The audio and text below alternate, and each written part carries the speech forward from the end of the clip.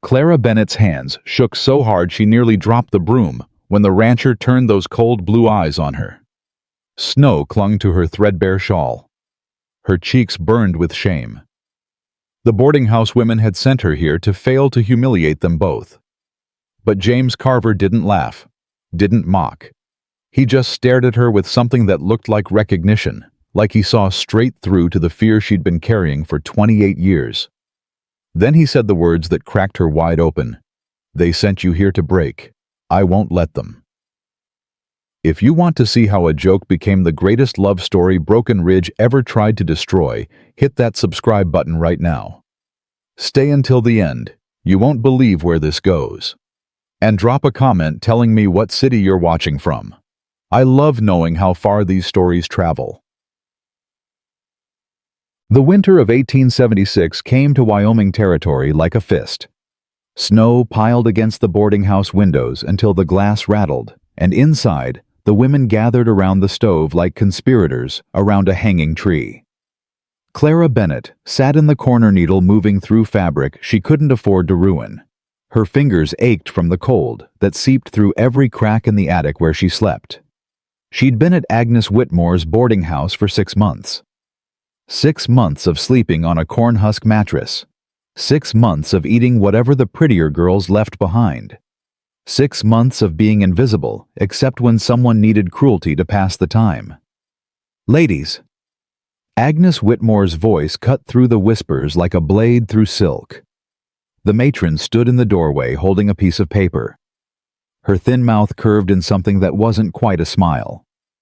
Clara's stomach dropped. She knew that look. That look meant trouble for someone, and trouble at the boarding house always rolled downhill until it landed on her. "The Carver Ranch has submitted a request." Agnes walked into the room slowly, deliberately. 1 week of cleaning work, $3 upon completion. $3. Clara's needle stopped mid-stitch. That was more than she made in a month. "I'll go." Sarah Hayes stood immediately, smoothing her yellow curls. "I'm not afraid of hard work." "Sit down, Miss Hayes." Sarah's smile faltered.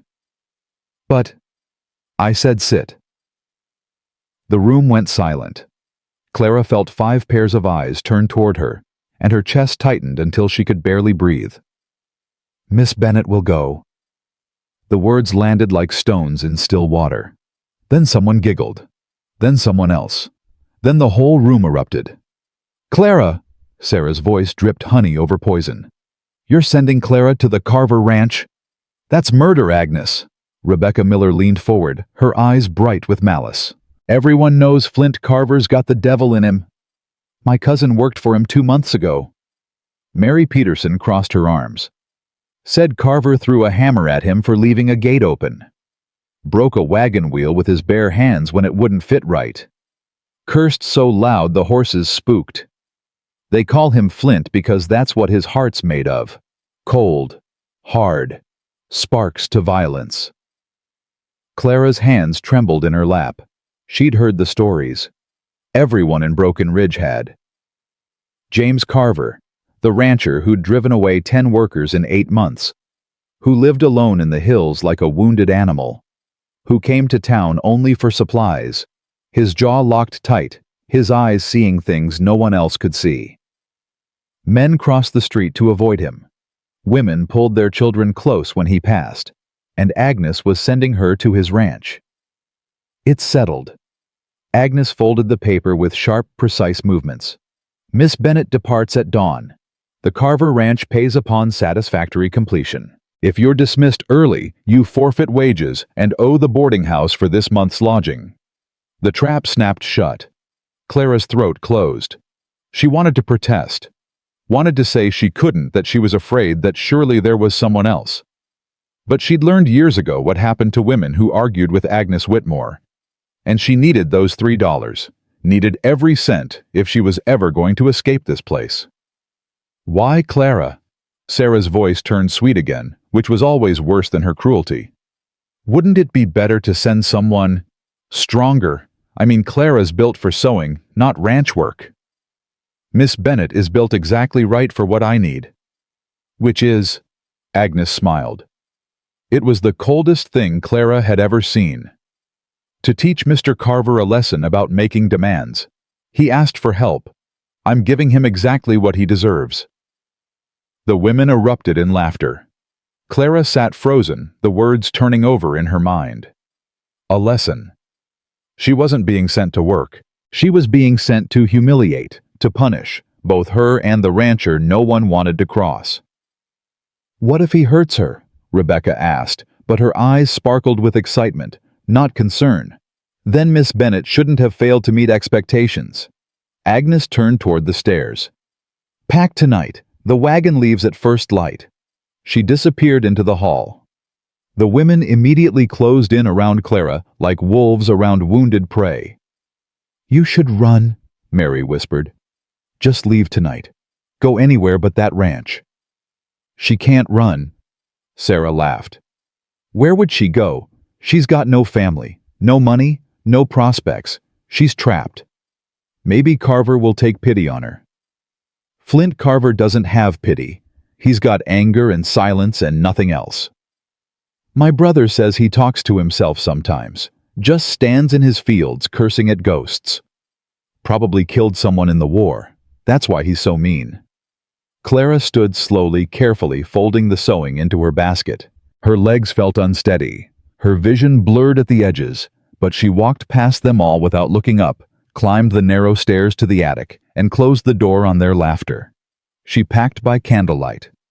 One spare dress, a shawl with moth holes, the sewing kit she'd bought with 3 months of saved pennies, a book of poems her father had given her before he died before her mother remarried, and the new husband decided Clara was too expensive to keep. She pressed her palm against the book's worn cover and whispered into the empty room, Please, let me survive this. No answer came, just the sound of wind howling against the roof and snow tapping the window, like fingers asking to be let in. Dawn came gray and merciless. Clara woke before the other women stirred, dressed in the dark, and slipped down the stairs. Agnes was already awake, standing by the door with a bundle wrapped in cloth. Bread and cheese. Don't expect charity from Carver. Clara took the bundle. Thank you. Don't thank me. Just don't come back before the week is finished, or you'll owe me $5 instead of $3. $5. An impossible sum. Clara swallowed hard and stepped into the cold. The wagon driver, a man named Pete, who delivered supplies between ranches, barely looked at her as she climbed into the back. He just grunted, snapped the reins, and the horses lurched forward into snow that fell like ash. The ride took 2 hours. Clara huddled under a canvas tarp, shivering so hard her teeth chattered. The bread Agnes had given her was frozen solid. She tucked it inside her dress to thaw against her skin. Pete didn't speak until they turned onto a narrow road that cut through pine trees heavy with snow. Carver Ranch. He jerked his chin toward the clearing ahead. You sure about this, miss? No? He almost smiled. Smart girl. Listen, he's got a temper, but he ain't violent. Not toward women, anyway. My advice, keep your head down. Don't talk unless he asks. And for God's sake, don't cry. He can't stand crying. Clara nodded, filing the information away, like ammunition. The wagon crested a hill, and the ranch came into view. It wasn't what she expected. She'd imagined something broken, something mean. But the Carver Ranch looked tired. Fences stretched across snow-covered fields, all of them straight and strong. A barn stood solid against the wind. The house was small but well-built, smoke rising from the chimney in a thin gray line. Everything about the place said one thing: someone cared. Someone worked themselves half to death keeping it together. But there were no animals in the pastures, no horses in the corral, just empty snow and silence. Pete stopped the wagon near the porch. I'll wait 5 minutes. He don't answer, we're leaving. Clara climbed down on shaking legs. Snow immediately soaked through her worn boots. She walked toward the house, each step feeling like walking toward a gallows, and raised her hand to knock. The door opened before her fist made contact. James Carver filled the doorway like winter itself. He was tall, taller than any man Clara had seen, and built like someone who'd spent years breaking land that didn't want to be broken. His shirt sleeves were rolled to his elbows, despite the cold, revealing forearms, scarred and corded with muscle. His hair was dark, except at the temples, where silver threaded through like early frost. His jaw was tight. His eyes were the coldest blue she'd ever seen. And they were looking at her like she was a puzzle with missing pieces. "Who are you?" His voice was rough, unused to speaking. Clara's throat closed. The stutter she'd fought her whole life rose up like a traitor. I'm Clara Bennett, from the boarding house. Agnes Whitmore sent me. She said you needed help with cleaning." His eyes narrowed. "I asked for a ranch hand. Someone who knows livestock." I don't know livestock. But I can clean, I can cook, I can sew, I can..." "You can go back." He started to close the door. Clara's hand shot out, surprising herself, and caught the edge. "Please." He stopped, looked at her hand, then at her face. "Please," she said again, steadier this time. "I need the work. If I go back without completing the week, I owe the boarding house money I don't have. Please don't send me back." Something flickered across his face. Something that looked almost like understanding. Then it was gone, replaced by that cold mask. "You're the joke." It wasn't a question. Clara's cheeks burned. "They sent you here to fail, to punish us both." He studied her with those terrible blue eyes. "Why would Agnes do that? Because you made demands, and she doesn't like demands. And you're what?" "The sacrifice." Clara lifted her chin. "I'm the one who needs $3 to survive. So if you're going to turn me away, do it. But don't pretend this is about charity. I'll work harder than any man you've hired. I'll work until my hands bleed. Just give me the chance." For a long moment, he just stared at her. Behind her, she heard Pete's wagon creak as he shifted impatiently. Then James Carver stepped back and opened the door wider. "You've got 1 week. Rooms at the end of the hall. Don't touch anything in the study. Meals are at dawn, noon, and dusk. Miss them, you go hungry. Break something, you pay for it. And don't..." He paused, his jaw working. "Don't expect conversation.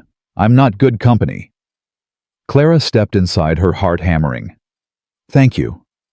He didn't respond, just closed the door against the cold and walked toward the back of the house, his boots heavy on the wooden floor. Clara stood in the entrance, snow melting off her shawl into small puddles, and looked around. The house was sparse but clean. A fireplace dominated one wall. A table stood near the kitchen. Everything was organized, precise, almost military in its order. But there was no softness, no curtains, no rugs, no photographs or paintings, just bare wood and function. It looked like a place where someone existed, but didn't live. She heard Pete's wagon pull away outside, the wheels crunching through snow. The sound faded, leaving only silence and the crackle of fire. Clara was alone in the house with the meanest man in Wyoming.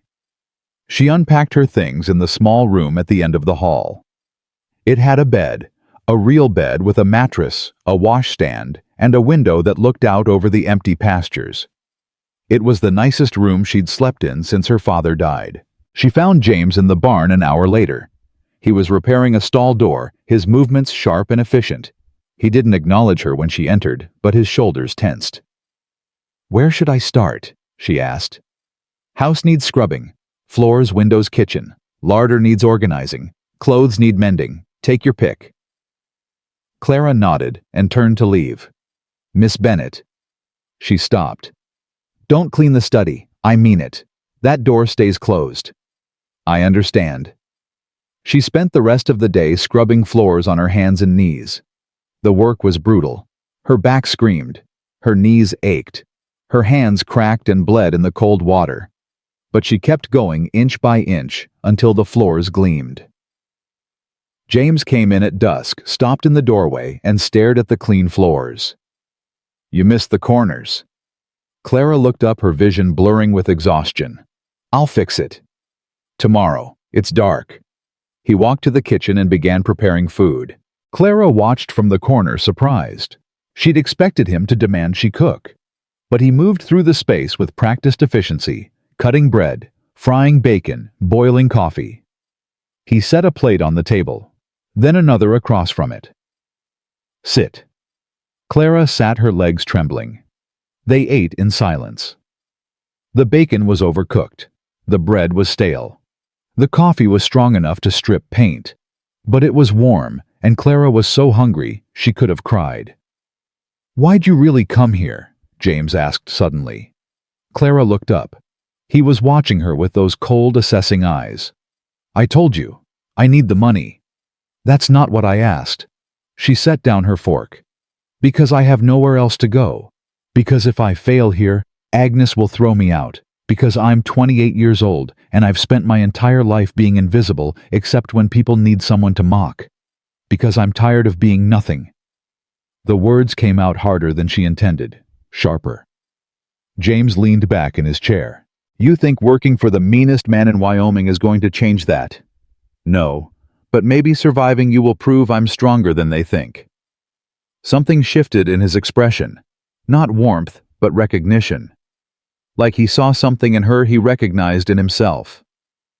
"They're right about me," he said quietly. "I am mean. I've got a temper that could skin a rattlesnake. I've driven away every hand I've hired because I can't stand incompetence. I break things when I'm angry. I curse. I don't know how to talk to people anymore. So if you're expecting me to be kind or patient or gentle, you're in the wrong place." Clara met his eyes. "I don't need kind. I need fair. Can you give me that?" He studied her for a long moment, then nodded once. "Fair I can do." They finished eating in silence. James cleared the plates, washed them in the basin, and disappeared down the hall. Clara heard a door close the study, she assumed, and then nothing. She sat alone in the kitchen as darkness pressed against the windows and wondered what she'd gotten herself into. That night, Clara lay in the narrow bed and listened to the house settle around her. She heard James moving in another room, pacing, she thought. Heard him curse softly. Heard something fall, and then silence. She pulled the quilt up to her chin and whispered into the dark, "1 week. You just have to survive 1 week." But even as she said it, she knew it was a lie. Because something about James Carver, about the way he'd looked at her, like he saw past the joke to the person underneath, made her think surviving might not be the hardest part. The hardest part might be leaving when the week was over. The second morning came before Clara was ready. She woke to darkness and the sound of boots on the wooden floor, heavy, deliberate steps that passed her door and continued toward the kitchen. She lay still, listening, as James moved through the house like a ghost that had forgotten how to haunt properly. When she finally dressed and emerged, he was already gone. The front door stood open, letting in cold air that cut through her thin dress. Through the window, she could see him in the barn, his breath clouding in the dawn light as he worked. Coffee sat on the stove, still warm. Bread and butter on the table. He'd made breakfast and left without waking her. Clara ate quickly, washed her plate, and went to find him. He was mucking stalls work that should have been done by ranch hands, but clearly wasn't. His shirt clung to his back despite the cold damp with sweat. He worked with violent efficiency, each movement sharp and angry, like he was punishing the earth itself. "What do you need me to do?" Clara asked from the doorway. He didn't stop working. "I told you yesterday, house needs finishing." "The house is finished." That made him pause. He turned slowly, pitchfork in hand, and looked at her with those cold blue eyes. "You did the whole house in 1 day. The floors, the windows, the kitchen, the larders organized by type and season. Your clothes are mended and hanging in the bedroom. I found mice in the pantry, so I set traps. And I fixed the loose hinge on the front door." He stared at her like she'd spoken a foreign language. "I also found a chicken coop out back," Clara continued. "But there's no chickens." "Sold them." "Why?" "Needed money for feed." For the horses I had to sell to pay for the feed. His jaw tightened. Winter's been hard. Ranch isn't producing like it should, so I've been cutting costs. Clara understood immediately. The empty pastures. The silence. James Carver wasn't just mean, he was barely surviving. You need help, she said carefully. I need a lot of things. Help's at the bottom of the list. What's at the top? He turned back to the stall, stabbing the pitchfork into soiled hay. Time. Money. A miracle. Take your pick. Clara watched him work for a moment, then rolled up her sleeves. Show me how to do that. He stopped. What? Show me how to muck stalls. If the house is done, I might as well be useful out here. This isn't housework. This is heavy labor. I'm stronger than I look. You'll hurt yourself. Then I'll heal. Show me. James stared at her like she was a puzzle that had just rearranged its own pieces. Then he held out the pitchfork. Don't say I didn't warn you. The work was brutal. Within an hour, Clara's arms screamed. Her back felt like it might snap. Sweat soaked through her dress despite the freezing air. But she kept going, mimicking James's movements, learning the rhythm of the work. He didn't help her, didn't offer encouragement, just worked alongside her in silence, occasionally glancing over like he expected her to collapse. She didn't. By midday, 3 stalls were clean. Clara's hands were raw and blistered. Her dress was filthy. She smelled like horse manure and sweat. But when she looked at the clean stalls, something warm bloomed in her chest. Pride. She'd forgotten what that felt like. James brought water from the well, cold and clean, and handed her a tin cup without a word. Clara drank so fast she choked water spilling down her chin. Slow down, you'll make yourself sick. She wiped her mouth with the back of her hand. Thank you. He grunted and walked toward the house. Clara followed, her legs trembling. They ate lunch in silence, more bread, some dried meat coffee that could wake the dead. James sat across from her, his eyes distant, like he was somewhere else entirely. How long have you been alone out here? Clara asked. His gaze snapped to her sharp as a blade. That's not your concern. I'm just making conversation. I don't need conversation. Maybe I do. He set down his coffee with deliberate precision. 3 years. I've been alone 3 years. My mother died when I was 16. My sister left 2 years after that. Haven't heard from her since. And before you ask, my father drank himself to death 5 years ago. Anything else you want to know? The words were meant to shut her down, to build walls she couldn't climb. But Clara heard something underneath the anger, something raw and bleeding that he was trying to hide. I'm sorry, she said quietly. Don't be. I'm not. You sound like you are. His jaw clenched. What do you want me to say? That I miss them, I don't. My father beat me until I couldn't stand. My mother watched and did nothing. My sister blamed me for not killing him. So no, I don't miss them. I'm glad they're gone. The room fell silent except for the crackle of the fire. Clara chose her words carefully. My father was a printer in Philadelphia. He taught me to read when I was 4. Taught me to love words. When he died, my mother remarried a man who thought educating women was a waste of money.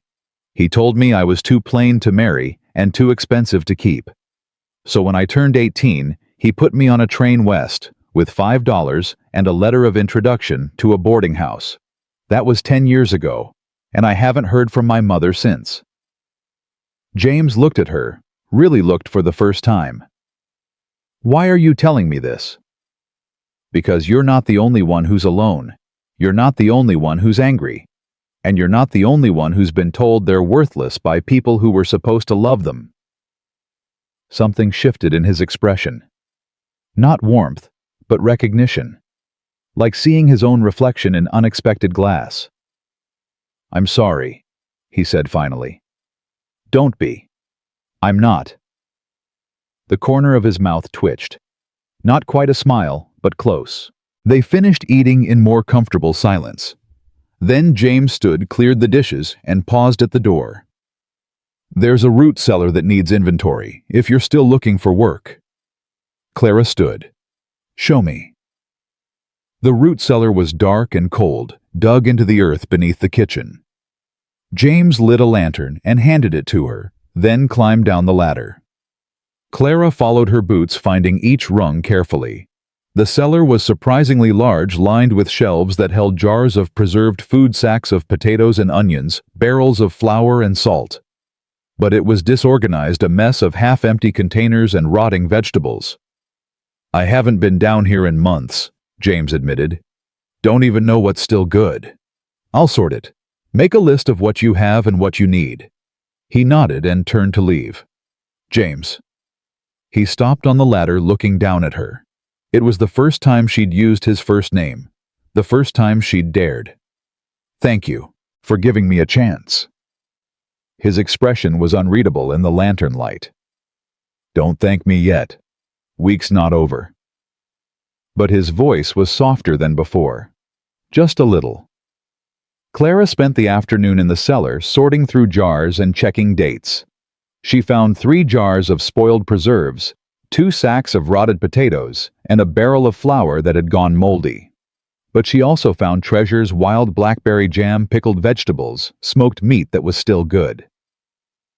By the time she climbed back up, her dress was covered in dirt, and her hands ached. But she had a complete inventory and a list of what needed replacing. James was in the kitchen attempting to cook dinner. He looked up when she entered, his eyes immediately going to the paper in her hand. "You really did inventory the whole cellar."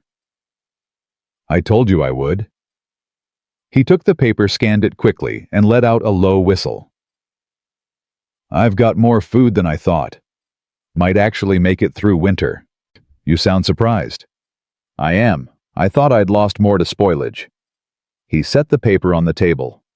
"You did good work today, Miss Bennett." The words hit her like a physical touch. Clara's throat tightened. "Clara. You can call me Clara." "Clara." He tested the name like it was foreign. "James.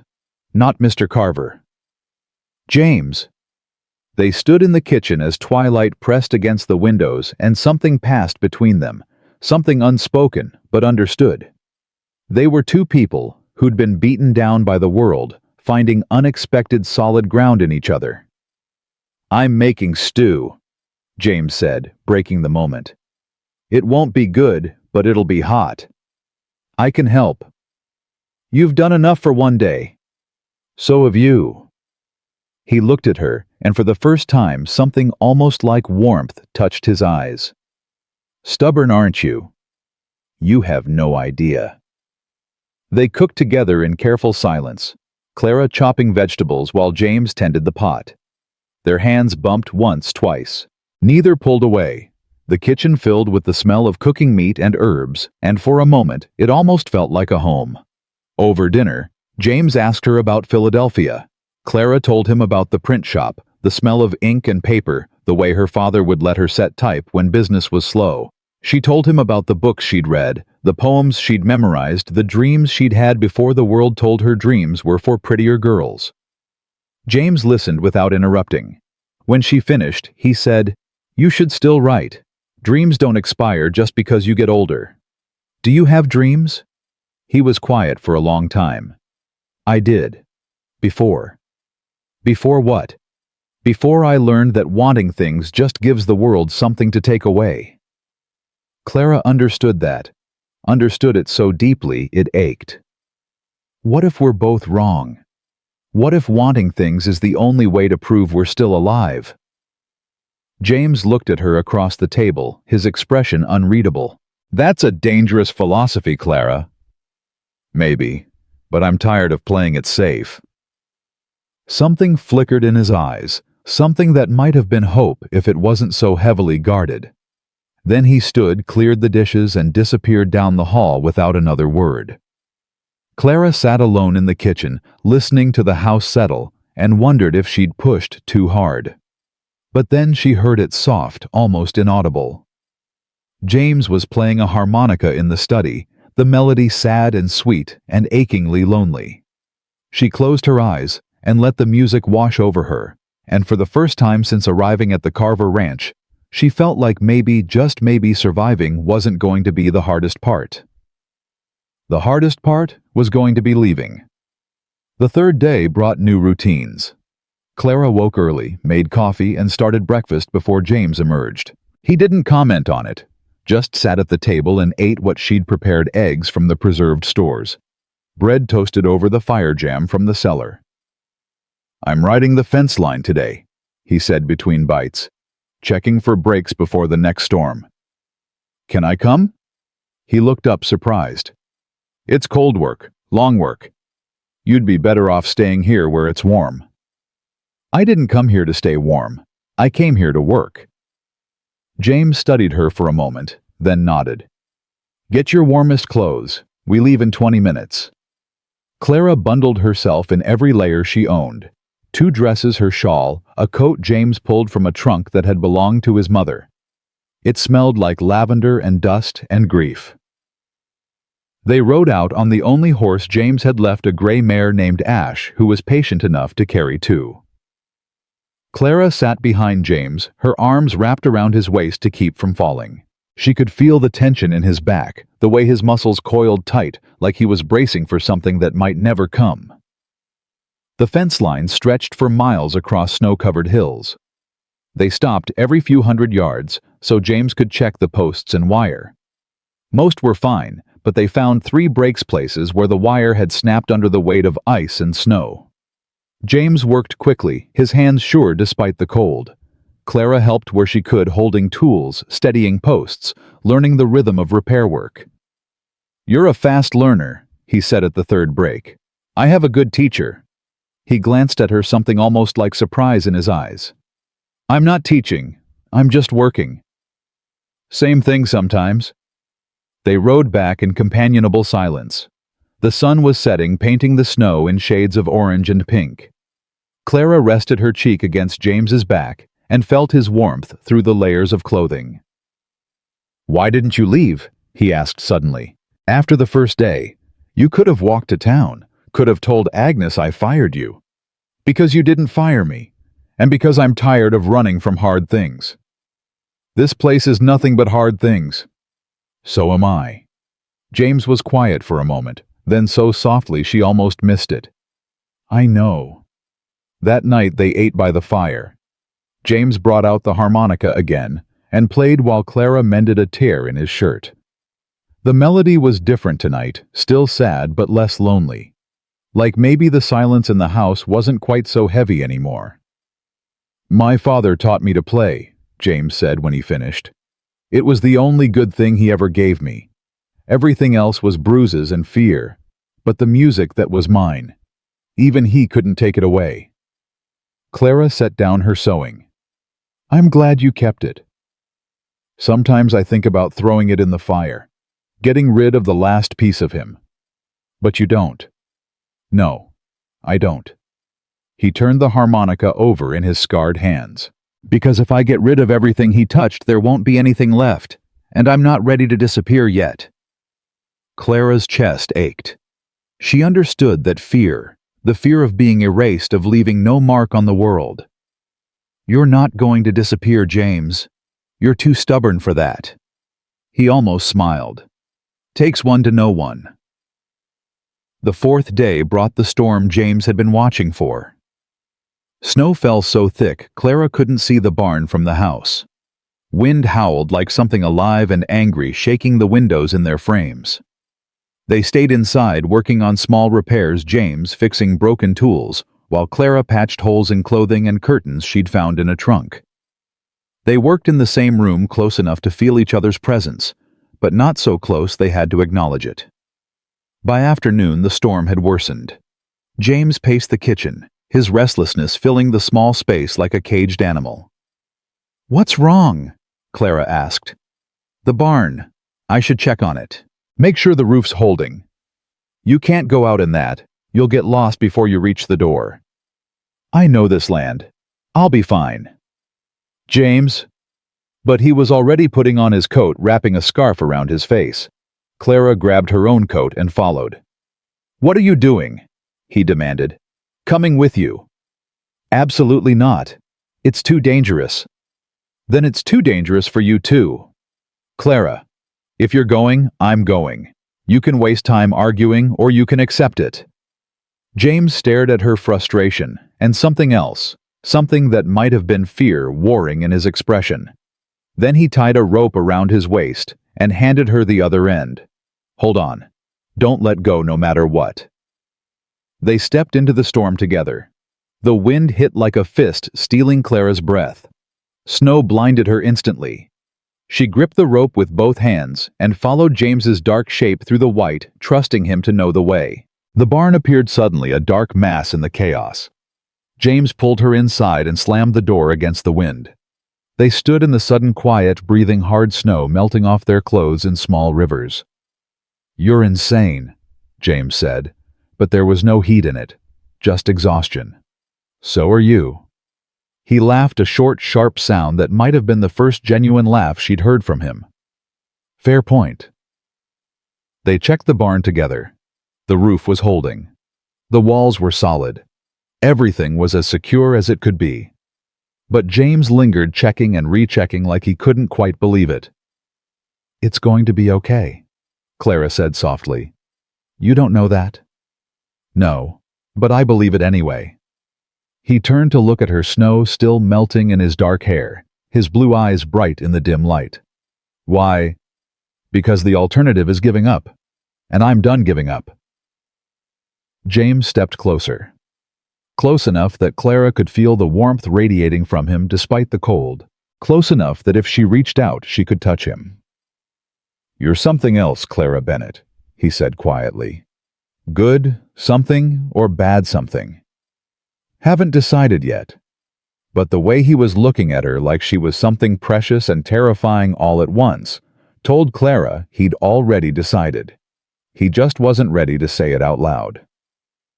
They made it back to the house as darkness fell, tied together by rope and something stronger. James built up the fire while Clara made coffee. Their movements synchronized like they'd been doing this for years instead of days.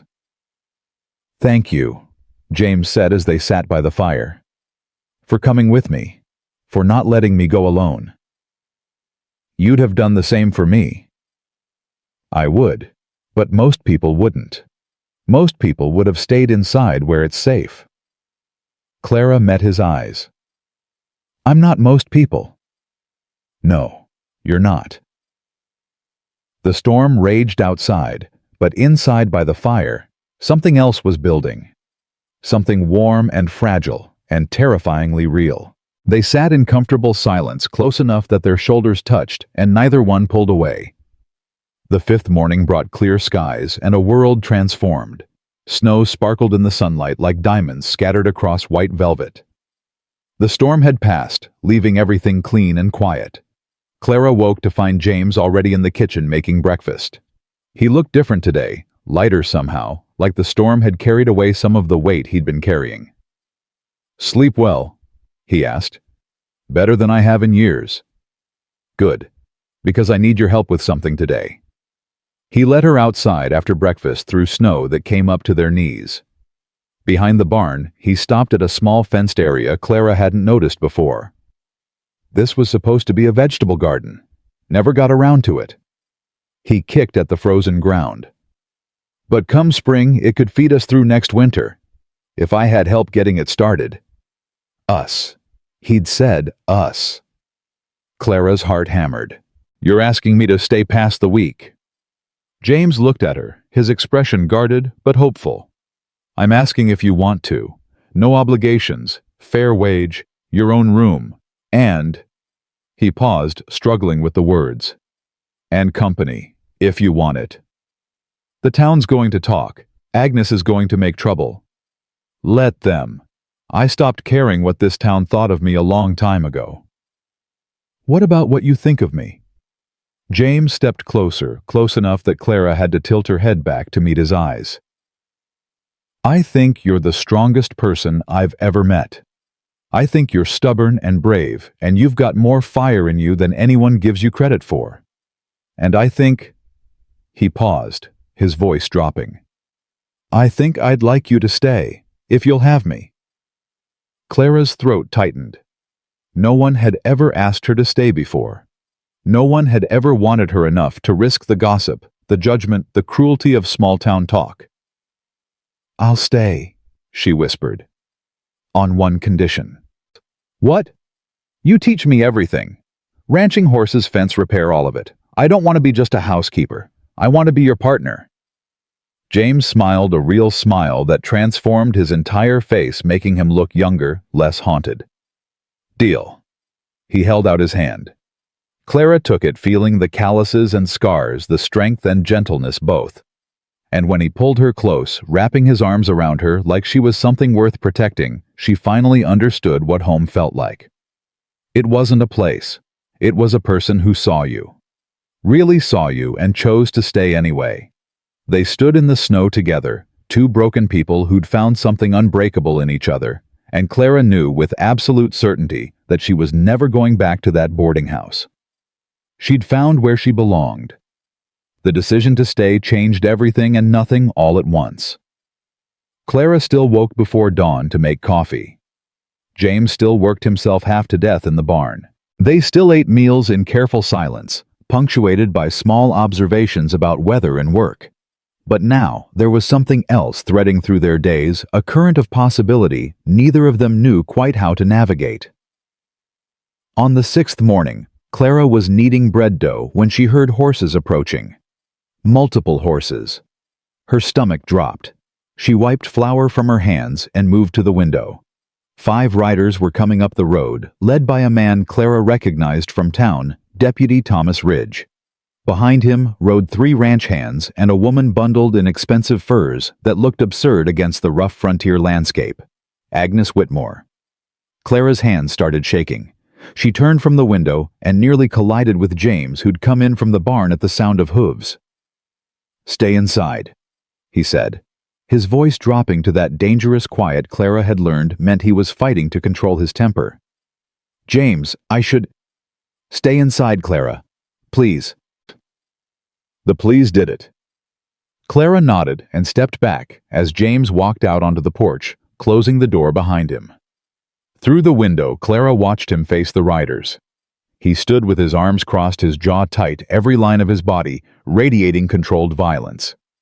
Deputy Ridge dismounted first, his hand resting on the gun at his hip in a way that was meant to be casual, but wasn't. "Morning, Carver." "Ridge, what brings the law to my property?" "We've had a complaint from Mrs. Whitmore here." The deputy gestured to Agnes, who remained on her horse looking down at James like he was something she'd scraped off her boot. "Says you're harboring one of her girls without permission. Miss Bennett isn't property. She can work where she chooses." "That's not how Mrs. Whitmore sees it." Ridge shifted uncomfortably. "The girl owes money for room and board. She's got debts that need settling before she can just up and leave." "I'll pay her debts." Agnes spoke for the first time, her voice cutting through the cold air like a knife. "It's not about the money, Mr. Carver. It's about propriety. An unmarried woman living alone with a man is scandalous. It reflects poorly on my establishment and on this town. I don't give a damn what it reflects. Watch your language." Ridge's hand tightened on his gun. "There's a lady present." James laughed short and bitter. "Lady, right. The woman who sent Clara here as a joke. The woman who uses girls like property and calls it charity. That lady." Agnes's face went red. "How dare you? How dare I? How dare you?" James took a step forward, and the 3 ranch hands immediately tensed. "You sent Clara here hoping I'd humiliate her, hoping we'd both fail. Well, it didn't work. She's the hardest worker I've ever had, and she's staying. So take your propriety and your scandal and get off my land before I make you." "Are you threatening an officer of the law?"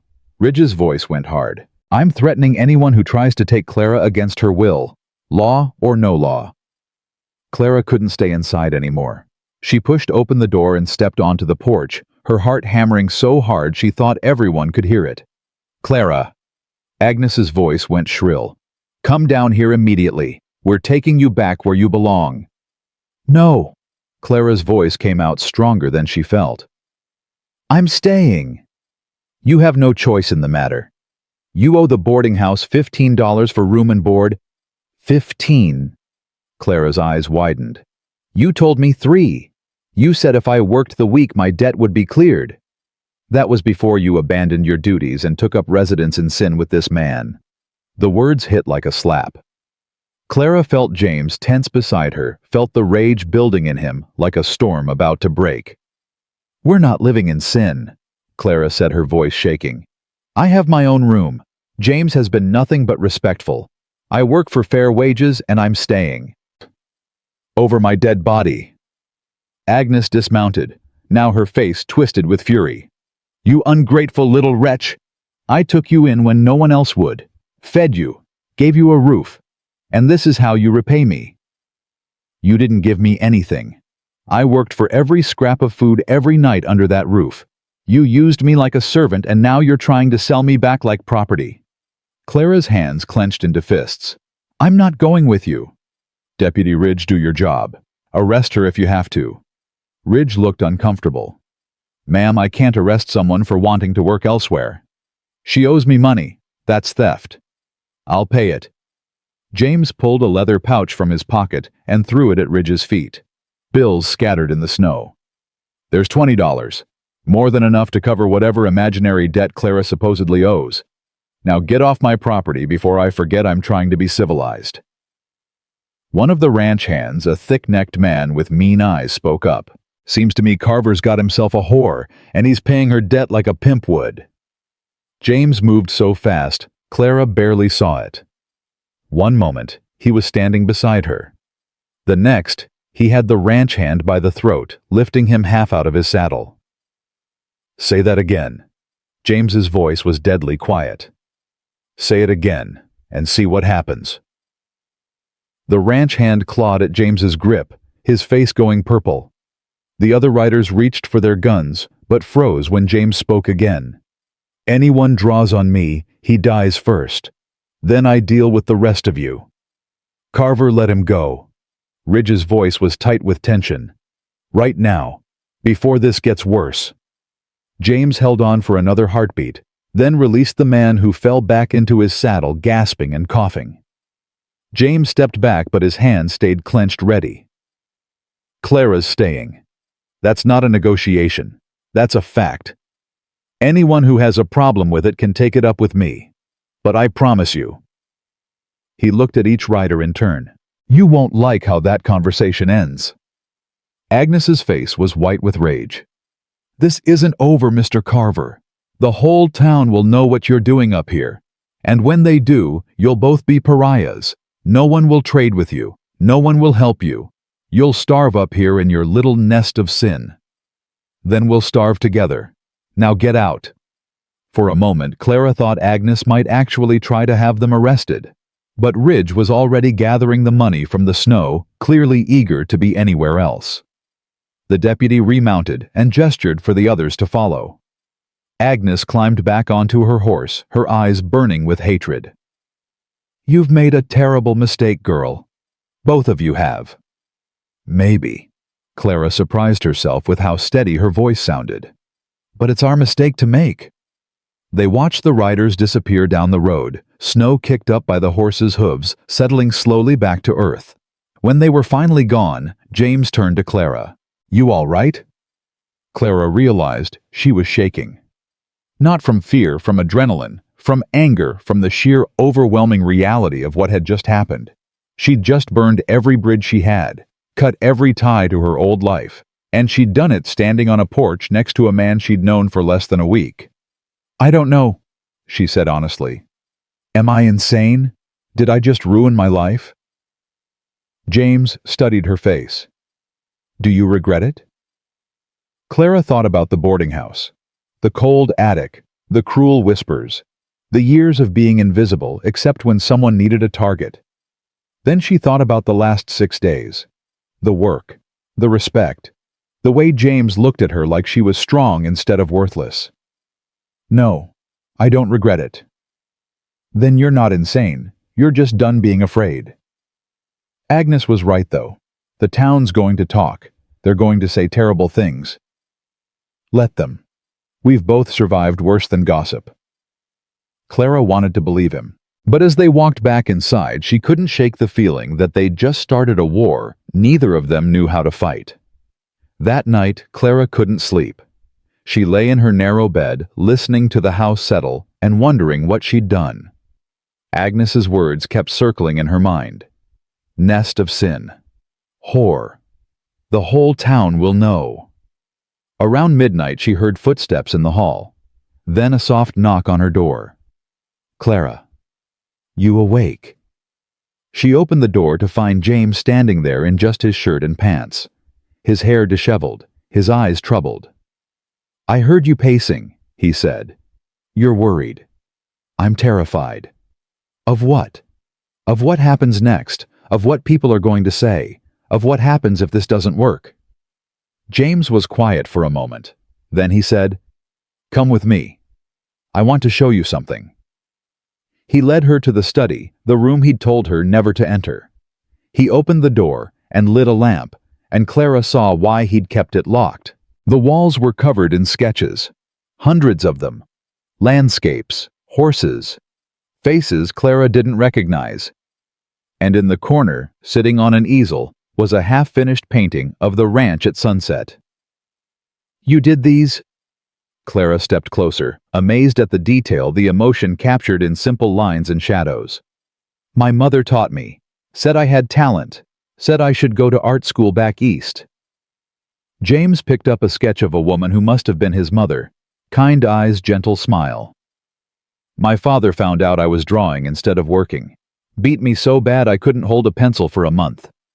Burned most of my work. These are what I saved. Clara's chest ached. Why are you showing me this? Because I want you to understand something. I've spent my whole life letting other people's cruelty dictate what I'm allowed to want. My father said art was weakness, so I became strong. My sister said I was a coward for not killing him, so I drove everyone away to prove I didn't need anyone. The town said I was mean and broken, so I became mean and broken. He turned to face her, and in the lamplight, his eyes were bright with something Clara couldn't name. But you came here, and you didn't see any of that. You saw someone who was surviving, someone who was trying.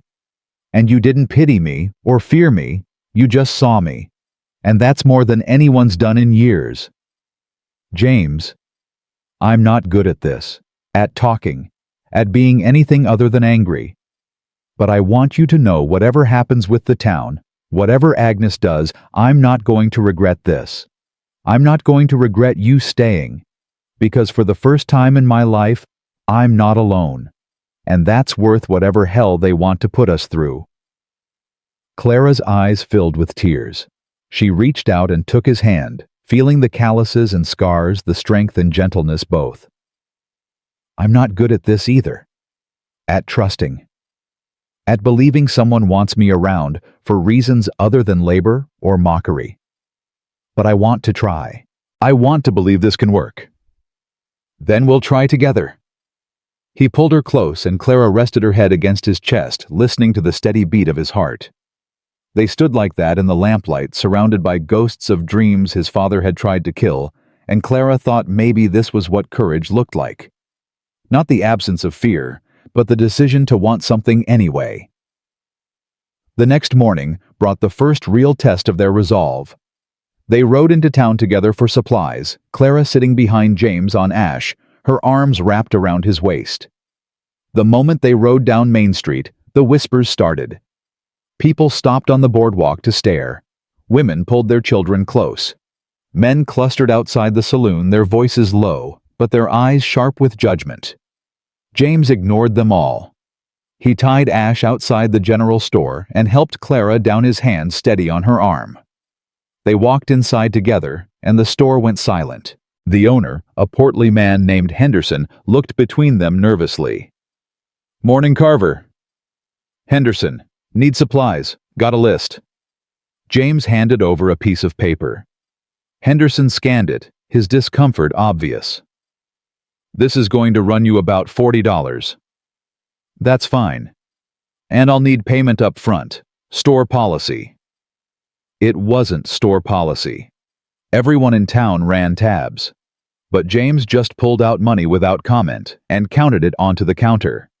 Henderson gathered the supplies slowly, clearly, hoping they'd leave before more customers arrived. But the door opened and Sarah Hayes walked in, followed by two other girls from the boarding house. Sarah stopped when she saw Clara, her eyes going wide with false surprise. "Clara, we've been so worried about you. Agnes said you'd been kidnapped." "I haven't been kidnapped." "But you disappeared, left without a word. We thought something terrible had happened."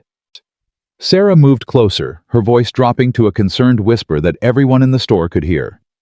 "Is he forcing you to stay? You can tell us. We'll help you." "No one's forcing me to do anything." "Then why would you stay with him?" Sarah glanced at James like he was a wild animal.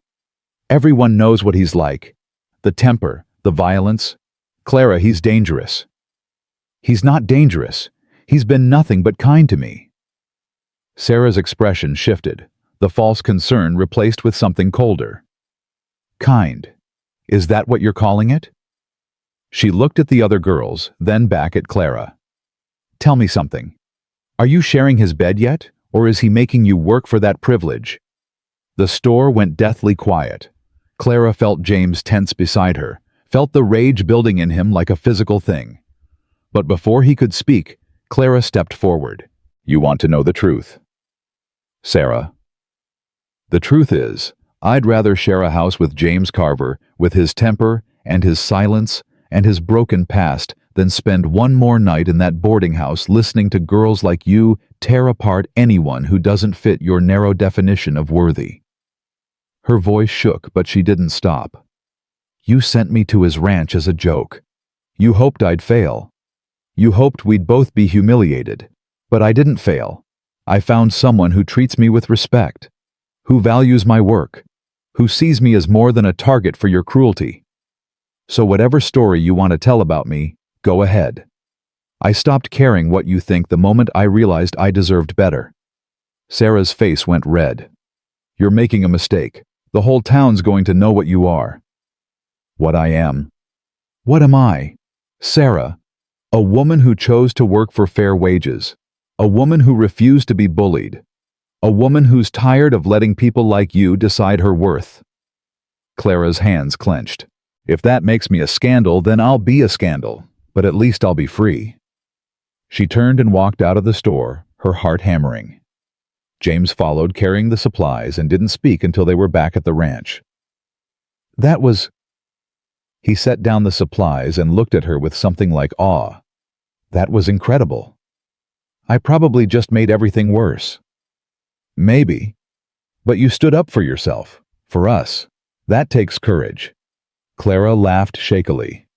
"I don't feel courageous. I feel terrified." "That's what courage is, being terrified and doing it anyway." He pulled her close, and Clara let herself lean into him, drawing strength from his solid presence. They stood like that in the kitchen while snow began to fall outside again, and Clara thought maybe they'd survive this. Maybe they'd survive anything, as long as they faced it together. But that night, the first rock came through the window. Clara was washing dishes when glass exploded inward. She screamed and dropped the plate, cutting her hand on a shard. James was there in seconds, his face dark with fury. "Stay back from the windows." He grabbed his rifle from above the door and stepped onto the porch. Clara pressed a cloth to her bleeding hand and listened to him shout into the darkness. "Show yourself! Come on, you coward!" Silence answered. Then laughter from somewhere in the trees. Young male laughter, drunk and cruel. "Whore. Sin. Nest. Go back to hell, Carver." More laughter fading as whoever it was ran away into the night. James came back inside his jaw so tight, Clara thought it might crack. He looked at her bleeding hand, and his expression shifted from fury to concern in an instant. "Let me see." He cleaned and bandaged the cut with gentle hands that shook slightly. Clara watched his face, saw the guilt written there. "This is my fault. he said quietly. I brought this on you. No. They brought this on themselves by being cruel. We just gave them an excuse. Clara, this is going to get worse. You know that, right? The rocks, the names, the town turning against us. It's going to get worse before it gets better. I know. You can still leave. I'll take you somewhere else. Another town. Give you money to start over. You don't have to stay and endure this. Clara took his face in her hands, forcing him to look at her. I'm not leaving. Do you hear me? I'm not leaving you to face this alone. We're in this together. Why? Why would you choose this? Choose me. Because you're worth choosing. Because you see me as strong when the world sees me as nothing. Because when I'm with you, I'm not afraid anymore. Or maybe I am afraid, but I'm brave enough to stay anyway. James closed his eyes, and when he opened them again, they were bright with unshed tears. I don't deserve you. Yes, you do. We both deserve something good after everything we've survived. So let them throw rocks. Let them call us names. Let them turn the whole damn territory against us. I'm staying. He kissed her, then sudden and desperate and full of everything neither of them knew how to say. Clara kissed him back, tasting salt and fear and hope, all mixed together. When they finally pulled apart, they were both breathing hard. I'm going to marry you, James said, his voice rough. Not because of propriety or town gossip or anything else, but because I want to, because I'm done pretending I don't want things. Is that what you... Yes? Clara didn't let him finish. Yes, I'll marry you. Relief and joy and terror all crossed his face at once. You're sure? I've never been more sure of anything in my life. They stood together in the broken kitchen surrounded by shattered glass while somewhere outside in the darkness, people who hated them laughed and plotted. But inside by lamplight, two people who'd been broken by the world found something unbreakable in each other. And that was stronger than any rock, any word, any amount of cruelty a small town could throw at them. The next morning, James boarded up the broken window, and Clara swept the glass, and neither of them mentioned leaving again. They decided to marry quickly and quietly, before the town could organize more than rocks and insults. James rode to the county seat the next morning to file the paperwork while Clara stayed at the ranch, a rifle propped beside the door just in case. He returned 3 hours later, his face grim. The clerk tried to refuse the license, said there'd been complaints about my character, about us living in sin. James dismounted and tied Ash to the post with more force than necessary. I told him we weren't living in sin, we were getting married, and if he had a problem with that, he could take it up with the territorial governor. What did he say? He filed the paperwork, but he made it clear we're not welcome in town anymore. Any of the towns. Words spreading fast.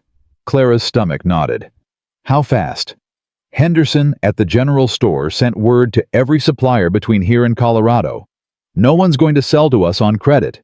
Cash only if they'll sell at all.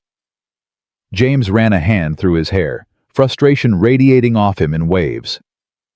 We've got enough supplies to last maybe 6 weeks. After that we figure something out. We always do. James looked at her, and some of the tension in his shoulders eased. How are you so calm? I'm not calm. I'm terrified, but I'm also stubborn, and I refuse to let Agnes Whitmore and her boarding house gossips win. He almost smiled.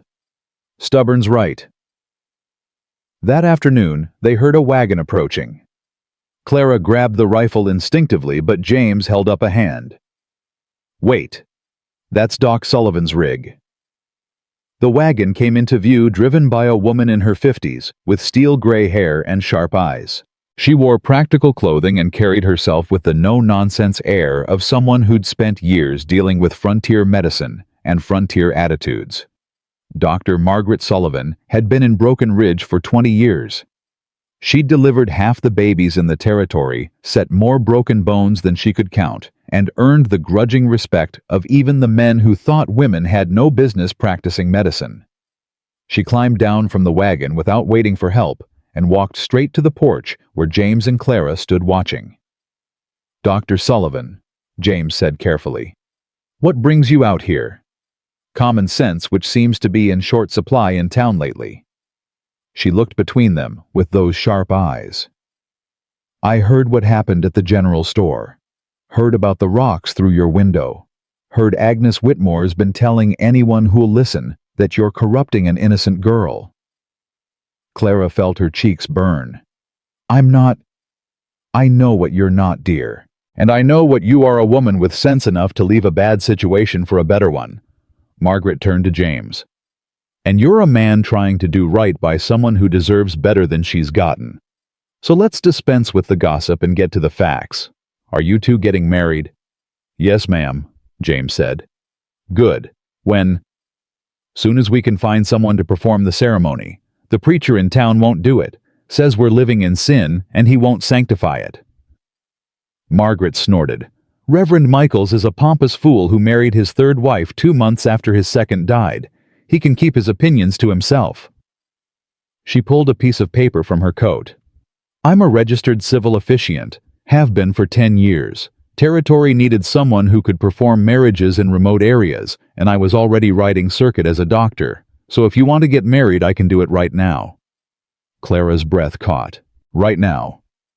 "Unless you want to wait for the town to throw more rocks and spread more lies. Seems to me the sooner you're legally married, the sooner Agnes loses her ammunition." Margaret's expression softened slightly. "I've known James since he was a boy. Watched his father destroy him piece by piece. Watched him survive anyway. And I've seen enough of life to know real courage when I see it. Both of you staying together despite what this town's trying to do, that's courage. So yes, right now. Unless you have objections." Clara looked at James. He looked back at her, and she saw everything in his eyes, fear and hope and determination, all tangled together. "No objections," Clara said. "None." James agreed. Margaret nodded briskly. "Good. Go get cleaned up. This may be a frontier wedding, but we'll do it properly." They married in the kitchen while snow fell outside and the fire crackled in the hearth. Clara wore her best dress, the one she'd been saving for some imagined future that had never seemed real until now. James wore a clean shirt and the only suit coat he owned threadbare at the elbows, but pressed. Margaret stood before them with a worn book of territorial law and spoke the words that bound them together. Her voice was steady and sure, cutting through all the fear and uncertainty like a knife through fog. "Do you, James Carver, take this woman to be your lawfully wedded wife, to have and to hold from this day forward for better or worse, for richer or poorer, in sickness and in health, until death do you part?" "I do." James's voice was rough but certain. "Do you, Clara Bennett, take this man to be your lawfully wedded husband, to have and to hold from this day forward for better or worse, for richer or poorer, in sickness and in health, until death do you part?" Clara's throat tightened. She thought about her mother who'd let her stepfather send her away, about Agnes who'd used her like property, about Sarah and the other girls who'd treated her like a joke, about every person who'd told her she was worthless. Then she looked at James, at the man who'd given her water when she was thirsty, who'd defended her when the town mocked her, who'd asked her to stay, not because he pitied her, but because he valued her. "I do." "Then by the power vested in me by the territory of Wyoming, I pronounce you husband and wife." Margaret closed the book. "You may kiss your bride, James." James stepped closer, his hands gentle as he cupped Clara's face. "Are you sure about this?" he whispered so quietly only she could hear. "Last chance to run." "I'm not running. Not from you. Not ever." He kissed her, then soft and careful, like she was something precious. Clara kissed him back, pouring everything she couldn't say into that moment, all her fear and hope and desperate courage. When they pulled apart, Margaret was smiling. "Well, that's done then." She handed James an official-looking document. "Your marriage certificate. File it with the county within 30 days. And Clara," she turned to her with surprising warmth, "welcome to the hardest and best decision you'll ever make." Clara's eyes stung with tears. "Thank you. For coming. for doing this. Don't thank me yet. The town's not going to take this well. Agnes especially. She's been telling everyone you're her property, that James stole you. A marriage license is going to infuriate her. Good, James said flatly. She deserves to be infuriated. Margaret laughed. Spoken like a man who's done being polite. But be careful. Agnes has influence. She's been in Broken Ridge longer than most, and she's got the ear of the mayor and half the town council. She could make real trouble for you beyond gossip and rocks. What kind of trouble? Clara asked. The kind that involves the law. She's already claiming you owe her money. If she pushes it, she could get the sheriff involved. Have you arrested for theft or debt evasion? But James paid her. James paid Deputy Ridge, who may or may not have given that money to Agnes. And even if he did, she can claim it wasn't enough, that you damaged property or stole food or any number of lies. Margaret's expression turned serious. I'm not trying to frighten you. I'm trying to prepare you. This fight isn't over. It's just beginning. She left an hour later, but not before leaving a basket of medical supplies and 2 jars of preserved peaches. For the newlyweds, she said gruffly. And Clara, if you need anything, medical care, legal advice, or just someone to talk to who isn't male and stubborn, you know where to find me. After she was gone, Clara and James stood in the kitchen that now belonged to both of them, legally and forever. The marriage certificate sat on the table between them, ink still drying.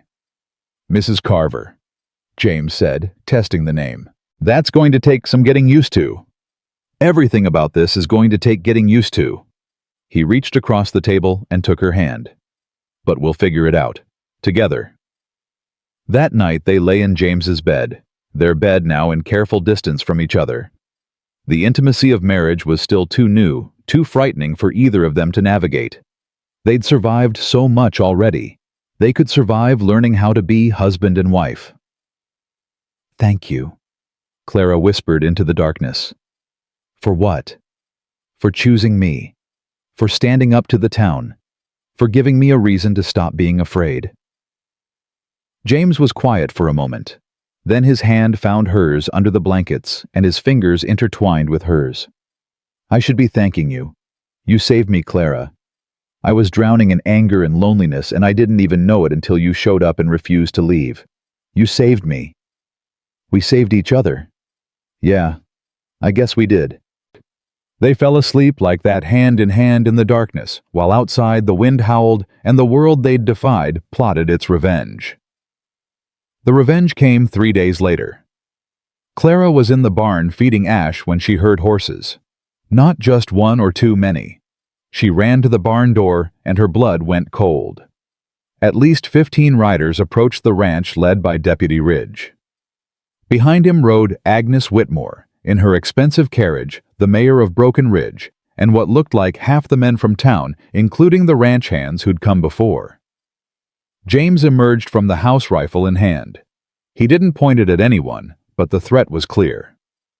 Ridge held up a hand. Put the rifle down, Carver. This is official business. What business? The deputy pulled out a piece of paper. I have a warrant for the arrest of Clara Bennett on charges of theft and debt evasion. That's Clara Carver now. We're married. And she doesn't owe anyone anything. Agnes leaned out of her carriage, her face twisted with vindictive satisfaction. The marriage doesn't matter. The debt existed before the marriage, which means it's still her responsibility. She owes me $50 for room board and damaged property. $50? Clara stepped out of the barn, her heart racing. You said 15. Now it's 50. I recalculated. The dress you ruined, the dishes you broke, the food you stole, it all adds up. I never stole food. I worked for everything I ate. That's not how I remember it. Agnes smiled, cold and cruel. And since you left without notice, and without paying your debts, you're a thief. The law agrees with me. Ridge looked uncomfortable. Ma'am, I have to take you in. You can argue your case before the judge, but right now, she's not going anywhere. James stepped in front of Clara, the rifle now pointed at the ground, but his finger near the trigger. This is a setup. Agnes is lying and you know it, Ridge. What I know is I have a warrant. What I know is if you interfere with an arrest, I can charge you too. What I know is you need to step aside and let me do my job." The mayor, a portly man named Hutchins, who owned the bank, spoke up. "This doesn't have to be difficult, Carver. Let the girl go to town, face the judge, and if she's innocent, she'll be released. If she's guilty, she can work off the debt. Simple as that." Nothing simple with Agnes involved. James's voice was low and dangerous. "She'll make sure Clara's found guilty, no matter what the truth is. She'll make sure she's punished for daring to leave that boarding house." "That's slander," Agnes snapped. "That's the truth, and everyone here knows it." The tension stretched like a rope about to snap. Clara could feel violence building in the air, could see James's finger tightening on the trigger, could see the men behind Ridge reaching for their own guns. She stepped around James and spoke clearly, loudly, so everyone could hear. "I'll go. Clara, no. I'll go," she repeated, looking at James. "I'll face the judge. I'll tell the truth. And if the law is anything close to just, I'll be back here by nightfall. And if the law isn't just, then you'll know where to find me." She turned to Ridge. "But I'm not leaving without conditions. I want Dr. Sullivan present at the hearing as a witness. I want my husband allowed in the courtroom. And I want a fair trial, not a show trial designed to punish me for marrying a man Agnes doesn't approve of." Ridge nodded slowly. "That's reasonable. Doc Sullivan can be there, your husband too. And Judge Morrison is fair whatever else you might think of this town." James grabbed Clara's arm, pulling her close enough to whisper, "Don't do this. We can fight them. We can't fight the law, James, not without making everything worse. But I can face them. I can tell the truth. And I can prove Agnes is lying." She looked up at him, willing him to understand. "Trust me. Please." His jaw worked, every muscle in his body taut with the need to fight, to protect, to refuse. But finally, he nodded once sharply. "I'm coming with you. Every step." "I know." They rode to town in grim procession. Clara in the back of Ridge's wagon, James riding Ash beside them, the rest of the riders trailing behind like an invading army. Agnes's carriage led them, all the matrons sitting upright and satisfied, already tasting victory. The courthouse was a small building at the edge of town, hardly more than a large room with a desk and some benches. Judge Morrison was already waiting, a thin man with sharp eyes and a reputation for fairness that Clara desperately hoped was deserved. Dr. Sullivan arrived moments after they did, taking a seat near the front with a firm nod at Clara. Other townspeople filtered in, drawn by the spectacle. Sarah Hayes and the other boarding house girls. Henderson from the general store. Farmers and ranchers who'd come to town for supplies and stayed for the entertainment. The judge called the court to order, and Ridge read the charges. Clara Bennett Carver stands accused of theft in the amount of $50 representing unpaid debts to Mrs. Agnes Whitmore of the Broken Ridge boarding house. How does the accused plead? Judge Morrison looked at Clara. She stood, her legs shaking, but her voice steady. Not guilty, Your Honor. Mrs. Whitmore, present your case. Agnes stood, smoothing her expensive dress. Your Honor, Clara Bennett came to my boarding house 6 months ago with nothing. No money, no family, no prospects. I took her in out of Christian charity. I fed her, housed her, and gave her work when no one else would. In return, she was supposed to work off her room and board. Instead, she destroyed property, stole food, and ran away without paying her debts. I'm simply asking that she be held accountable for her actions. Do you have proof of these debts? Records, receipts? Agnes produced a ledger, its pages filled with neat handwriting. Everything's documented, Your Honor. Every meal provided, every night's lodging, every item of clothing I supplied. It totals $50.32. The judge reviewed the ledger, his expression neutral. Then he looked at Clara. Mrs. Carver, do you dispute these charges? Clara stood again, her heart hammering. I dispute the amount and the characterization. Your Honor, Mrs. Whitmore did provide room and board, but I worked for it. I cleaned, cooked, mended, and did whatever labor was required. I was told repeatedly that my work paid for my keep. I never stole food. I ate only what was given to me, usually whatever the other girls didn't want. And when Mrs. Whitmore sent me to work at my husband's ranch, she told me that 1 week of work would clear any remaining debt. I completed that week. My husband even paid her additional money to ensure all debts were settled. Do you have proof of this payment? Deputy Ridge can testify. He was present when my husband gave Mrs. Whitmore $20. All eyes turned to Ridge, who shifted uncomfortably. That's true, Your Honor. Carver did throw money at me. $20. I gave it to Mrs. Whitmore. Agnes's face tightened. That $20 covered nothing.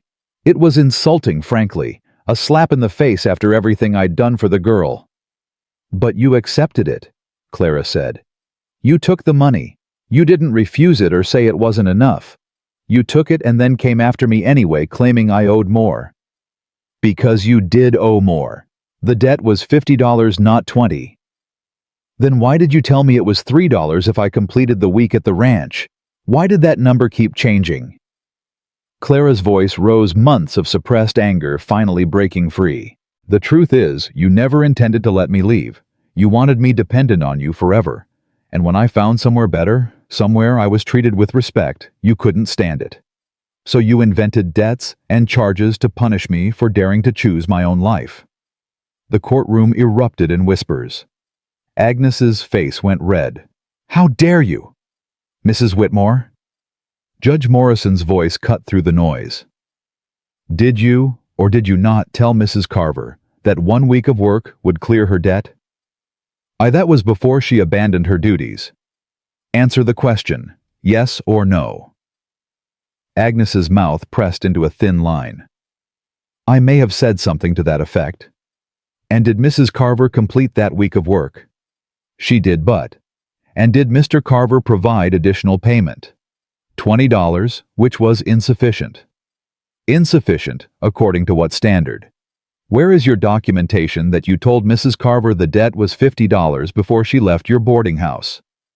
Silence. Judge Morrison leaned back in his chair. Mrs. Whitmore, it seems to me you've changed the terms of this debt multiple times to suit your purposes. First, it was $3, then $15, now $50. You accepted $20 in payment without objection at the time, and you sent Mrs. Carver to work for a week with the understanding that doing so would clear her debt, which she did. He looked at Clara. Mrs. Carver, do you owe Mrs. Whitmore any legitimate debts that you're aware of? No, Your Honor. I worked for everything she gave me. I broke no property. I stole nothing. And I fulfilled the terms she set for me. The judge nodded slowly. Then I find the defendant not guilty of theft. The debt, if it ever existed, has been paid through labor and cash. Case dismissed. Agnes shot to her feet. This is outrageous. The case is dismissed, Mrs. Whitmore, and I'd suggest you be very careful about bringing false charges in my courtroom again. Now get out, all of you. This trial is over. The courtroom exploded with noise, some people cheering, others angry, everyone talking at once. James pushed through the crowd to Clara, pulling her into his arms. You did it, he whispered against her hair. You won. Clara sagged against him, the adrenaline draining from her body all at once. We won. But as they turned to leave, Agnes blocked their path. Her face was white with rage. Her hands clenched so tight her knuckles showed white. This isn't over, she hissed. You think a judge's decision changes anything? The town still knows what you are, both of you. And I'll make sure they never forget. I'll make sure you're pariahs. I'll make sure every door in this territory closes in your faces. You won the trial, but you've lost everything else. James stepped forward, his face dark with anger. You've already taken everything from both of us. Our families, our pasts, our reputations. But you can't take what we've built together. You can't take the fact that we survived you. So do your worst, Agnes. Spread your lies. Turn the town against us. We've faced worse than you, and we're still standing. Agnes's smile was cold. We'll see how long you keep standing. She swept past them, her carriage waiting outside. The crowd parted for her, some following, others staying to stare at James and Clara with expressions ranging from sympathy to disgust. Dr. Sullivan approached them, her face grave. "You won the battle. But she's right, the war's just beginning. Be careful going home. And Clara," she pressed something into her hand. A small Derringer pistol. "Keep this with you, just in case Agnes decides legal remedies aren't enough." Clara stared at the weapon, cold and heavy in her palm. "You think she'd—" "I think a woman who's lost control is dangerous. And Agnes Whitmore just lost control in front of the whole town. So yes, I think you need to be careful." They rode back to the ranch in silence, hyper-vigilant, watching every shadow. But no one followed. No one attacked. The land lay quiet under fresh snow, peaceful and cold. That night, Clara and James sat by the fire, the marriage certificate on the mantel, the Derringer on the table between them. They'd won. They were free. They were legally married and cleared of all charges. But they both knew Agnes's words were true. The war was just beginning. And the next battle might not be fought in a courtroom. It might be fought in blood. The attack came 4 nights later, just after midnight. Clara woke to the smell of smoke. For a heartbeat, she thought she was dreaming. Then James was shaking her shoulder, his voice urgent in the darkness. "Fire! Get dressed! Now!" She stumbled out of bed, her hands shaking as she pulled on her dress. Through the window, she could see orange light flickering against the snow. The barn. Someone had set fire to the barn. James was already dressed, rifle in one hand, a bucket in the other. "Stay inside, lock the doors. If anyone comes near the house, use the Derringer." "James, you can't go out there alone." "Ash is in that barn. I'm not letting her burn." He was gone before Clara could argue, running into the night toward the flames. Clara grabbed the Derringer with shaking hands and ran to the window. Through the glass, she could see figures moving in the darkness beyond the fire, 3, maybe 4 of them. They'd set the blaze, and now they were watching, waiting to see what James would do. She saw him reach the barn, throw open the doors despite the smoke pouring out. Saw him disappear inside. Her heart stopped. Seconds stretched into eternity. Then he emerged, leading Ash, the horse's eyes wild with terror, her coat singed. He tied her to the fence post and ran back inside. "What are you doing?" Clara whispered to the empty room. "Get out. Just get out." But James wasn't coming out. Clara could see him through the flames, moving deeper into the barn, and suddenly she understood. The tools, the supplies, the saddle that had belonged to his father, the one good thing the old man had left behind. James was trying to save it all. One of the figures in the darkness moved closer to the barn, and Clara saw him raise something. A gun. She didn't think. She threw open the front door and fired the Derringer into the air. The shot cracked across the night like thunder. The figure froze. The others turned toward the house. "Get away from my husband!" Clara's voice came out stronger than she felt. "The next shot won't be a warning." For a moment, everything hung suspended. Then the figures retreated, melting back into the darkness beyond the firelight. Clara heard horses' hoofbeats fading into the distance. James emerged from the barn carrying his father's saddle and a box of tools, his face black with soot, coughing hard. He dropped everything in the snow and ran back toward the barn one more time. "James, no, it's too dangerous." But he disappeared inside again. Clara ran toward the barn, terror clawing at her throat. She could hear timbers cracking, could see the roof starting to sag. The heat hit her like a wall. "James!" He appeared in the doorway carrying an armload of paintings. His paintings, the ones he'd kept hidden in the study, the ones his father had tried to destroy. His eyes met hers through the smoke, and she saw something in them that broke her heart. Not the anger she'd grown used to, just desperate, aching fear that he'd lose this last piece of himself. Clara grabbed his arm and pulled him away from the barn. They stumbled together into the snow, just as the roof collapsed inward, with a roar of flames and falling timber. They stood there watching it burn, Clara holding on to James like he might run back into the flames. James holding onto the paintings like they were the only proof he'd ever existed.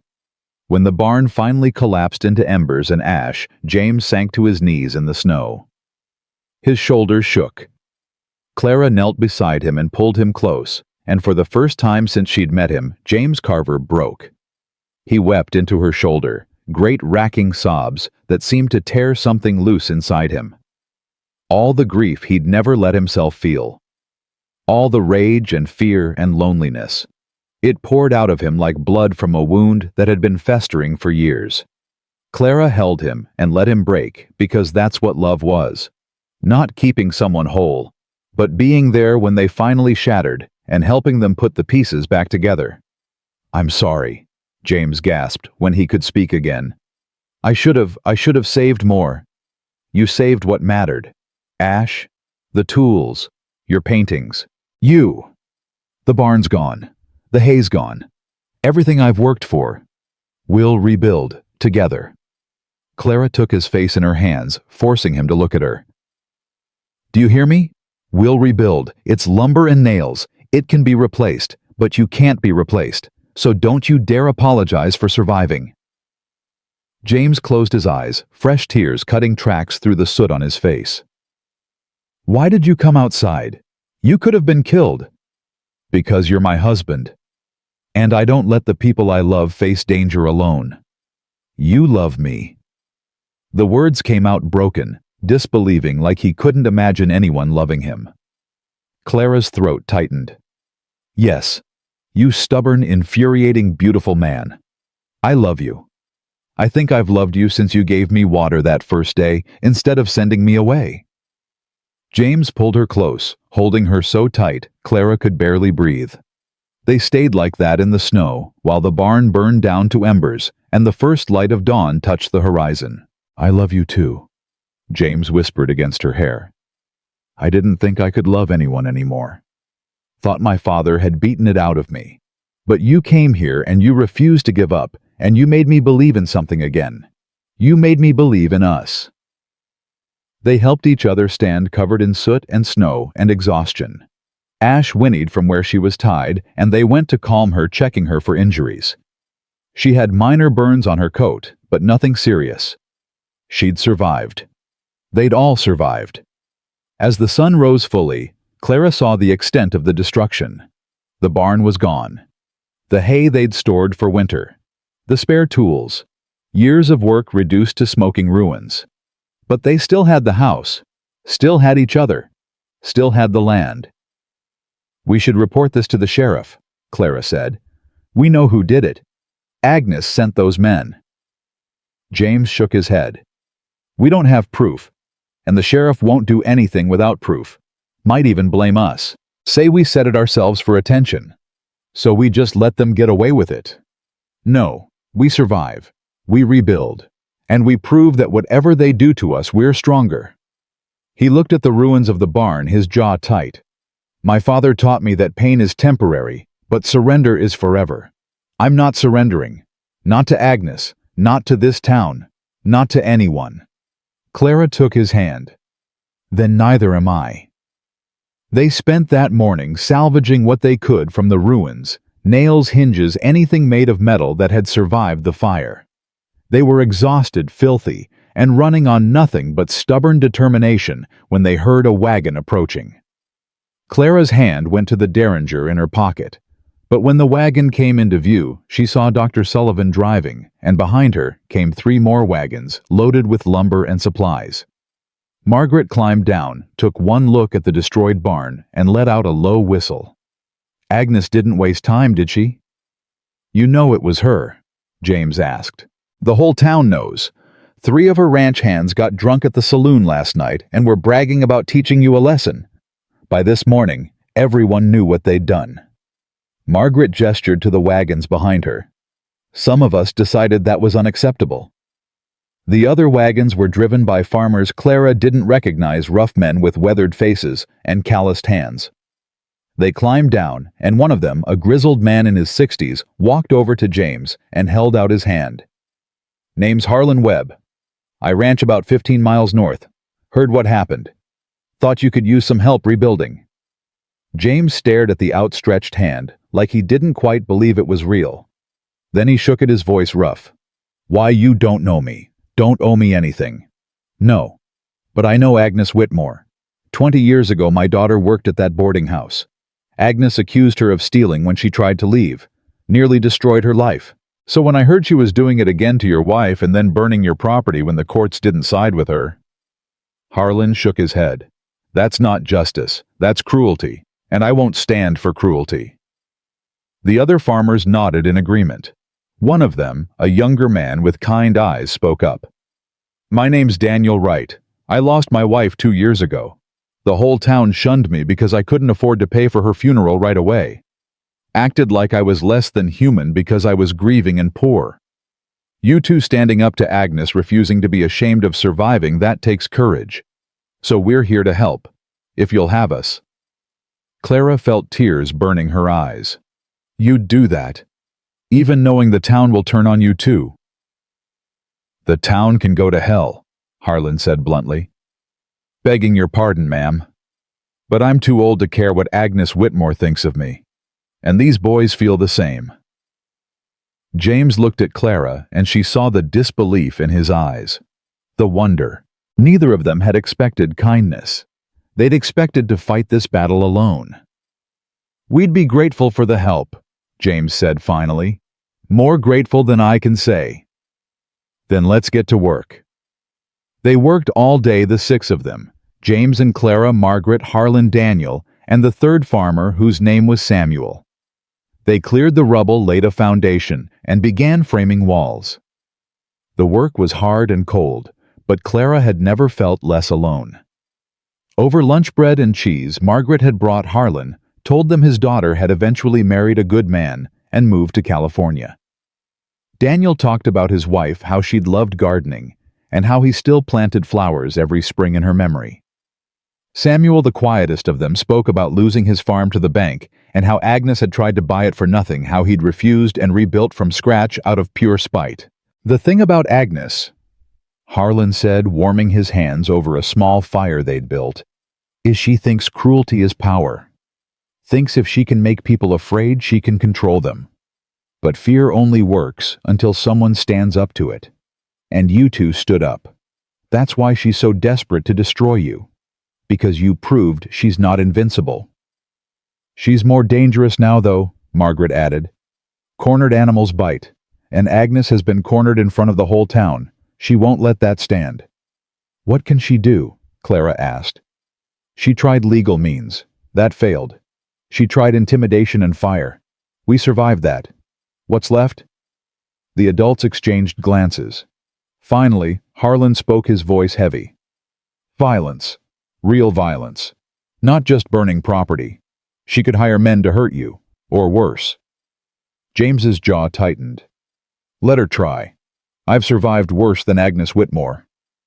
"Have you..." Margaret looked at him seriously. "Have you survived people trying to kill you, James? Because that's what this might come to?" The question hung in the air. Clara felt cold that had nothing to do with the weather. She'd thought the worst was over. Thought they'd won. But maybe all they'd done was survive the first round. "We'll be careful," James said finally. "We'll watch our backs. And we'll make sure Agnes knows that if anything happens to us, people will know who's responsible." By nightfall, they'd framed half the barn. It wasn't finished, but it was progress. Real, visible progress that said they weren't beaten. The farmers and Margaret left as darkness fell, promising to return in a few days with more supplies. Harlan pulled James aside before leaving, his voice low enough that Clara had to strain to hear. "There's something you should know. The sheriff's been asking questions about you, about your past. Agnes has been telling him you were violent as a young man, that you nearly killed your father before he died." James's face went hard as stone. "My father drank himself to death. I never laid a hand on him, no matter how much I wanted to." "I believe you. But Agnes is building a case. She wants the sheriff to see you as dangerous. That way, if something happens to you, people will assume you provoked it." "What do I do?" "Document everything. Every threat. every attack. And make sure you've got witnesses to your character. People who can testify you're not the monster she's painting you as. After Harlan left, Clara and James stood in the ruins of their barn, now the beginnings of a new barn, and watched the stars come out. "We can't keep living like this," Clara said quietly. "Always looking over our shoulders, always waiting for the next attack." "I know. So what do we do?" James was quiet for a long time. Then he said, "We face her, directly. No more hiding, no more reacting. We go to Agnes and we end this." "How?" "By offering her what she wants. Not you, not me, but her reputation back." Clara turned to look at him. "I don't understand." "Agnes's power comes from being seen as respectable, as moral, as the woman who helps unfortunate girls. But we know the truth. We know she's cruel. And I'm willing to bet we're not the only ones who know it." James's eyes gleamed in the starlight. "What if we gave her a choice? Stop attacking us, or we start talking to every girl who's ever worked at that boarding house, every person she's ever hurt. We build a case so damning that the town can't ignore it anymore." "She'll never agree to that." "Maybe not. But the threat might be enough. Because Agnes's worst fear isn't losing you or punishing me. It's being exposed. It's having everyone see her for what she really is." Clara thought about Sarah and the other girls, about how they'd mocked her, but also how they'd seemed trapped repeating Agnes's cruelty because they didn't know any other way. What if some of them wanted out? What if some of them would talk?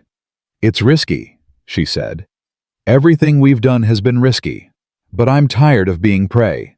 It's time Agnes learned what it feels like to be hunted." They went to town 2 days later, riding Ash together since she was their only horse. Clara wore her best dress. James wore his only suit. They looked respectable, determined, and utterly unafraid. The boarding house stood at the edge of town, a large wooden structure that had always seemed imposing to Clara. Now it just looked sad, tired, like a prison pretending to be a home. They knocked on the door. One of the younger girls answered a timid thing named Emily, who'd never been cruel to Clara, just silent. "We're here to see Mrs. Whitmore," James said. "Tell her it's James and Clara Carver. Tell her we're here to talk terms." Emily's eyes widened, but she scurried away.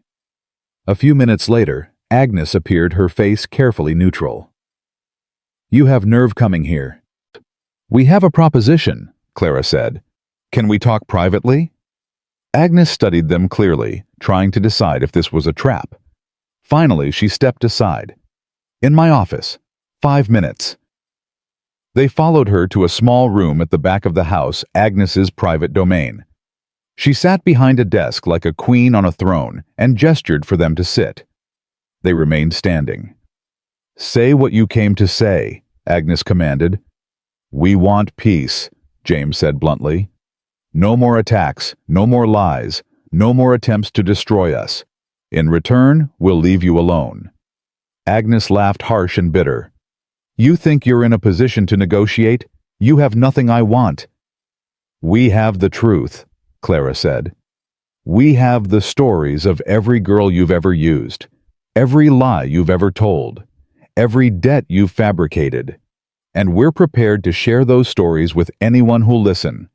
The territorial governor, the newspapers, anyone. You have no proof. We have witnesses. Harlan Webb's daughter, the 3 girls who worked here before me, who left in the middle of the night because you accused them of theft. Daniel Wright's wife, who you refused to help when she was dying because they couldn't pay. We have names, Agnes, and we have people willing to talk." For the first time, uncertainty flickered across Agnes's face. "No one will believe you." "Maybe, maybe not. But the doubt will be enough. People will wonder. They'll ask questions. Your reputation will crack. And once it starts cracking, it won't stop until there's nothing left." James leaned forward, his voice dropping. "I grew up with a father who ruled by fear. I learned that fear only works as long as people believe you're invincible. But you're not invincible, Agnes. You're just cruel. And cruelty without power is just sad. Agnes's hands clenched on the desk. What do you want? We want you to stop. Stop the attacks. Stop the lies. Let us live in peace. Do that, and we'll keep your secrets. We'll let the town keep believing you're a respectable woman. But if you come after us again, if one more rock comes through our window, if one more fire gets set, we'll burn your reputation to the ground. Silence stretched between them, thick with tension. Agnes's face cycled through emotions: rage, fear, calculation. Finally, she spoke, her voice tight. You think threatening me will work? I've dealt with worse than you. I don't doubt it, Clara said. But those people probably didn't have anything to lose. We do. We have each other. We have a ranch. We have a life we're building, and we'll protect it with everything we have, including destroying you if we have to. Agnes stood slowly, her eyes burning with hatred. Get out! Get out of my house! Is that a yes? James asked. It's a get out before I have you thrown out. We'll take that as a maybe. James took Clara's hand. You know where to find us, Agnes. But understand this, the next move is yours. Choose wisely. They walked out of the boarding house into cold sunlight, and Clara realized she wasn't shaking anymore, wasn't afraid. They'd faced the monster in her den and lived to tell about it. Do you think she'll stop? Clara asked as they rode home. I don't know, but we gave her a reason to think twice. That's something. 3 weeks passed without incident. They finished the barn with help from Harlan, Daniel, and Samuel. They bought 3 chickens from a farmer in the next county. They planted winter wheat in the fields and started planning for spring.